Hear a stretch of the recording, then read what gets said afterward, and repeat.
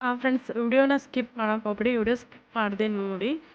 ನಾನು ಏನು ಇನ್ಫಾರ್ಮೇಷನ್ ಕೊಡ್ತಾ ಇದ್ದೀನಿ ಅಂತೇಳಿ ನಿಮಗೂ ಗೊತ್ತಾಗತ್ತಾ, ಮತ್ತು ನಿಮಗೂ ದನ ಸಾಕ್ಬೇಕಂತ ಬರ್ಬೋದು. ಹಾಗಾಗಿ ನಾನು ಎಲ್ಲರಿಗೂ ಯೂಸ್ ಆಗಲಿ ಅಂತೇಳಿ ಈ ವಿಡಿಯೋ ಮಾಡ್ತಾ ಇದ್ದೀನಿ. ದನ ಸಾಕಾಣಿಕೆ ಮಾಡಬೇಕಂತ ಕೆಲವ್ರಿಗೆ ಅನ್ಸುತ್ತೆ, ಹಾಗಾಗಿ ಅದಕ್ಕೆ ಬಟ್ ನಾನು ಇನ್ನೂ ಕೆಲವೊಂದಿಷ್ಟು ಹೇಳಿಲ್ಲ ಅಂದರೆ ನಾನು ಮುಂದಿನ ಲಾಗಲ್ಲಿ ಹೇಳ್ತೀನಿ ನಿಮಗೆ.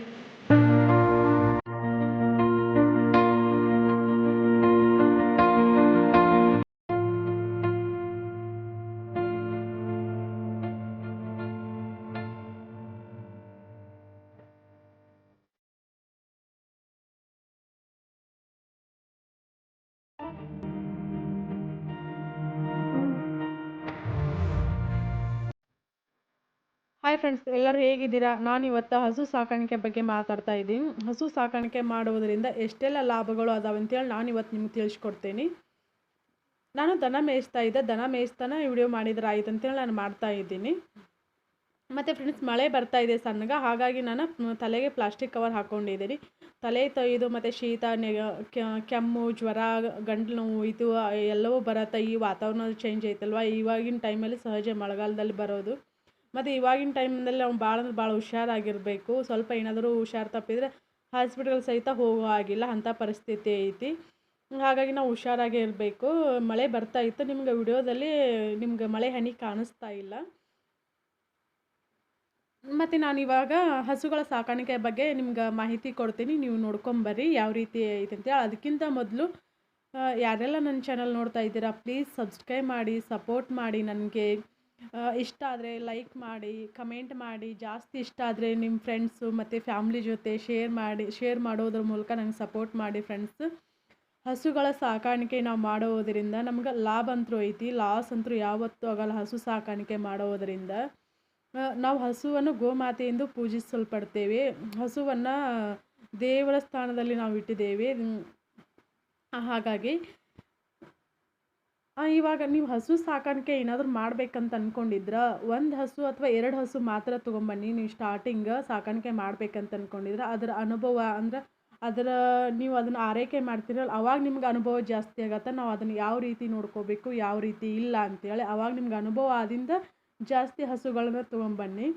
ನೀವು ಅದರಲ್ಲಿ ಅನುಭವ ಇಲ್ಲದೆ ನೀವು ಹಸು ಸಾಕಾಣಿಕೆ ಮಾಡೋಕೆ ಹೋಗ್ಬೇಡಿ, ಮಾಡಿ ಲಾಸ್ ಮಾಡ್ಕೊಳ್ಳೋಕೆ ಹೋಗ್ಬೇಡಿ. ಬಟ್ ಲಾಸ್ ಅಂತೂ ಏನಾಗಂಗಿಲ್ಲ, ಲಾಭ ಅಂತೂ ಆಗೇ ಆಗತ್ತೆ. ಒಂದು ಹಸು ಆಗಲಿ 2 ಹಸು ಆಗಲಿ ಮನೇಲಿ ಇರೋದ್ರಿಂದಾಗಿ ಅದರಿಂದ ಆಗೋ ಉಪಯೋಗಗಳು ನಾನು ತಿಳಿಸ್ಕೊಡ್ತೀನಿ ನಿಮ್ಗೆ. ಇವಾಗ ನೋಡಿ, ಒಂದು ಹಸು ತೊಗೊಂಬಂದೀವಿ ಅಂದ್ರೆ ಅದರಿಂದ ಹಾಲು, ಮೊಸರು, ಮಜ್ಜಿಗೆ, ಬೆಣ್ಣೆ, ತುಪ್ಪ ಪ್ರತಿಯೊಂದು ಸಿಗತ್ತೆ. ಫ್ರೆಂಡ್ಸ್, ಹಸುವಿನ ಹಾಲು ಚಿಕ್ಕ ಮಕ್ಕಳಿಗೆ ತುಂಬಾ ಮುಖ್ಯ. ಯಾಕಂದರೆ ಎಮ್ಮೆ ಹಾಲಿಗಿಂತ ಹಸುವಿನ ಹಾಲು ಆರೋಗ್ಯಕ್ಕೆ ಒಳ್ಳೆಯದು ಸಣ್ಣ ಮಕ್ಕಳಿಗೆ. ಎಮ್ಮೆ ಹಾಲು ಫ್ಯಾಟ್ ಜಾಸ್ತಿ ಇರ್ತಾ, ಹಸುವಿನ ಹಾಲು ಸ್ವಲ್ಪ ಫ್ಯಾಟ್ ಕಡಿಮೆ ಇರ್ತಾ. ಹಾಗಾಗಿ ಹಸುವಿನ ಹಾಲು ಕುಡಿಯೋದ್ರಿಂದ ಚಿಕ್ಕ ಮಕ್ಕಳಿಗೆ ಕಫ ಅತಿ ಆಗಂಗಿಲ್ಲ. ಎಮ್ಮೆ ಹಾಲು ಕೊಡೋದ್ರಿಂದ ಚಿಕ್ಕ ಮಕ್ಕಳಿಗೆ ಕಫ ಆಗುತ್ತೆ. ಹಾಗಾಗಿ ಎಮ್ಮೆ ಹಾಲು ಕೊಡೋಕೆ ಹೋಗಬೇಡಿ, ಹಸುವಿನ ಹಾಲನ್ನೇ ಕೊಡಿ. ಅಂದರೆ ಫ್ಯಾಟ್ ಜಾಸ್ತಿ ಇದ್ದು ಅಂದ್ರೆ ನೀವು ಹಸುವಿನ ಹಾಲಿಗೇನು ಸ್ವಲ್ಪ ನೀರು ಸೇರಿಸಿ ಕೊಡಿ, ಕಫ ಆಗಲ್ಲ ಆವಾಗ ಮಕ್ಕಳಿಗೆ. ಮತ್ತು ಹಸುವಿನ ಸಗಣಿಯಿಂದ ಎಷ್ಟೆಲ್ಲ ಲಾಭಗಳಿವೆ ಅದಾವೆ ನೋಡಿ. ಹಸುವಿನ ಸಗಣಿ ಅಂತಲ್ಲ, ಸಗಣಿಯಿಂದ ಎಷ್ಟೆಲ್ಲ ಲಾಭಗಳದಾವೆ ನೋಡಿ. ಸಗಣಿ ಜಾಸ್ತಿ ದನಗಳಿದ್ದು ಅಂದ್ರೆ ನಾವು ಗೋಬರ್ ಗ್ಯಾಸ್ ಯೂಸ್ ಮಾಡ್ಕೋಬೋದು ಮನೆಯಲ್ಲೇ. ಮತ್ತು ಸಗಣಿ ಹೊಲಕ್ಕೆ ಗೊಬ್ಬರ ಮಾಡ್ಕೋಬೋದು. ಇವಾಗ ಮಾರುಕಟ್ಟೆಯಲ್ಲಂತೂ ಸಗಣಿಗೆ ಬಹಳ ಪ್ರಾಮುಖ್ಯತೆ ಇದೆ, ರೇಟ್ ಜಾಸ್ತಿ ಇದೆ ಸಗಣಿಗೆ. ಈ ಕೆಲವರು ಸಾವಯವ ಕೃಷಿ ಪದ್ಧತಿಯನ್ನು ಅಳವಡಿಸ್ಕೊಂಡಿದ್ದಾರಲ್ಲ, ಕೆಲವರಂತಲ್ಲ ಪ್ರತಿಯೊಬ್ಬರು ಸಾವಯವ ಕೃಷಿ ಬಗ್ಗೆನೇ ಒಲವು ತೋರಿಸ್ತಾ ಇದ್ದಾರೆ. ಯಾಕೆ ಸಗಣಿ ಗೊಬ್ಬರ ಹಾಕೋದ್ರಿಂದಾಗೆ ಉತ್ತಮವಾದ ಬೆಳೆಯನ್ನು ಬೆಳಿಬಹುದು. ಹಾಗಾಗಿ ಮಾರುಕಟ್ಟೆಯಲ್ಲಿ ಸಗಣಿಗೆ ಬಹಳ ಪ್ರಾಮುಖ್ಯತೆ ಇದೆ. ಮತ್ತು ಗೋವಿನ ಮೂತ್ರ, ಗೋಮೂತ್ರ ಏನು ಅದಾವಲ್ವ, ಗೋಮೂತ್ರ ಬಹಳ ಅದು ಮಾರುಕಟ್ಟೆಯಲ್ಲಿ ಅದಕ್ಕೂ ಬಹಳ ಬೇಡಿಕೆ ಇದೆ. ಗೋಮೂತ್ರದಿಂದ ಔಷಧ ರೆಡಿ ಆಗತ್ತೆ. ಗೋಮೂತ್ರ ಮತ್ತು ಬೆಳಗ್ಗೆ ಎದ್ದ ತಕ್ಷಣ 1 ಸ್ಪೂನ್ ಗೋಮೂತ್ರ ಪ್ರತಿಯೊಬ್ಬರು ಸೇವನೆ, ಮಕ್ಕಳಿಂದ ಹಿಡಿದು ವಯಸ್ಸಾದವರವರೆಗೂ ಸೇವನೆ ಮಾಡುವುದರಿಂದ ನಮ್ಮಲ್ಲಿರುವ ಹಲವಾರು ಕಾಯಿಲೆಗಳು ನಿಯಂತ್ರಣಕ್ಕೆ ಬರ್ತಾವೆ. ಮತ್ತು ನಮಗೆ ಬರುವ ಕಾಯಿಲೆಗಳು ಸಹಿತ ಬರಲ್ಲ. ಗೋಮೂತ್ರದಲ್ಲಿ ಅಷ್ಟೊಂದು ಔಷಧೀಯ ಗುಣಗಳಿವೆ ಅಂತಲೇ ಹೇಳ್ಬೋದು. ನಮ್ಮ ಕಡೆ ಗೋಮೂತ್ರನ ತುಂಬಾ ಯೂಸ್ ಮಾಡ್ತಾರೆ. ಎಕ್ಸಾಂಪಲ್ ಆಗಿ ನಮ್ಮ ಮನೆಯವರು ಪ್ರತಿದಿನವೂ ಒಂದು ಸ್ಪೂನು ಅವ್ರು 2 ಸ್ಪೂನಷ್ಟು ಗೋಮೂತ್ರ ಸೇವನೆ ಮಾಡ್ತಾರೆ. ನನಗೂ ಹೇಳ್ತಾ ಇರ್ತಾರೆ ಗೋಮೂತ್ರವನ್ನು ಸೇವನೆ ಮಾಡು ಅಂತೇಳಿ. ಬಟ್ ನಾನು ಮಾಡಿಲ್ಲ ಒಂದು ಟೈಮ್. ಮತ್ತು ಫ್ರೆಂಡ್ಸ್, ಗೋವಿನ ಬಗ್ಗೆ ಒಂದು ಜನಪದ ಹಾಡೋದು ನಾವು ಸ್ಕೂಲಿಗೆ ಹೋಗ್ಬೇಕಾದ್ರೆ ಇತ್ತು. ಇಟ್ಟರೆ ಸಗಣಿಯಾದೆ, ತಟ್ಟಿದರೆ ಕುರುಳಾದೆ, ಸುಟ್ಟರೆ ಹಣೆಗೆ ವಿಭೂತಿಯಾದೆ, ಹರಿಹರಿ ಗೋವು ನಾನು ಅಂತೇಳಿ. ಎಷ್ಟೊಂದು ಅರ್ಥಪೂರ್ಣವಾದ ಹಾಡಿತ್ತಂದ್ರೆ ಭಾಳ ಅಂದ್ರೆ ಬಹಳ ಅರ್ಥಪೂರ್ಣವಾದ ಹಾಡಿತ್ತದು. ನನಗಿಷ್ಟೇ ನೆನಪಿರೋದು 5ನೇ ಕ್ಲಾಸು ಅಥವಾ 4ನೇ ಕ್ಲಾಸು ಇದ್ದಲ್ಲಿತ್ತು, ಅದು ಕನ್ನಡ ಪಠ್ಯಪುಸ್ತಕದಲ್ಲಿತ್ತು. ತುಂಬ ಅರ್ಥಪೂರ್ವ.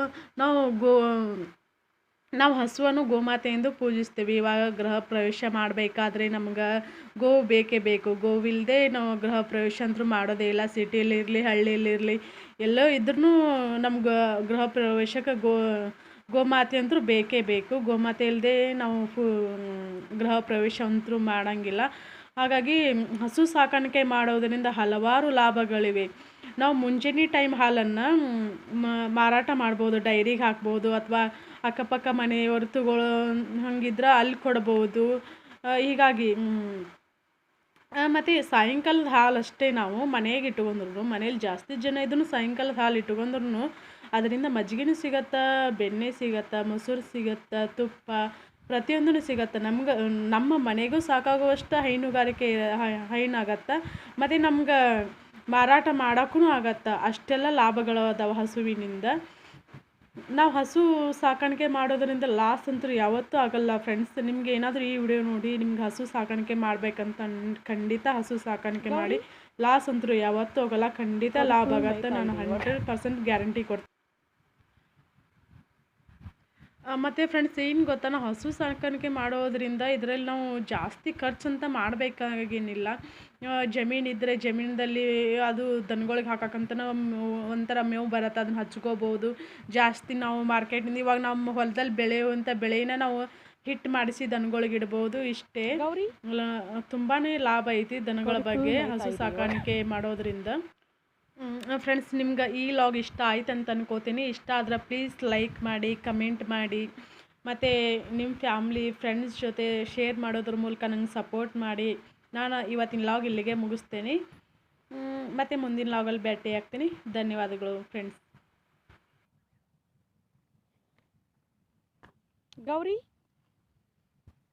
ಗೌರಿ ಫುಲ್ ಮೈತಾ ಇದೆ ಇವಾಗ.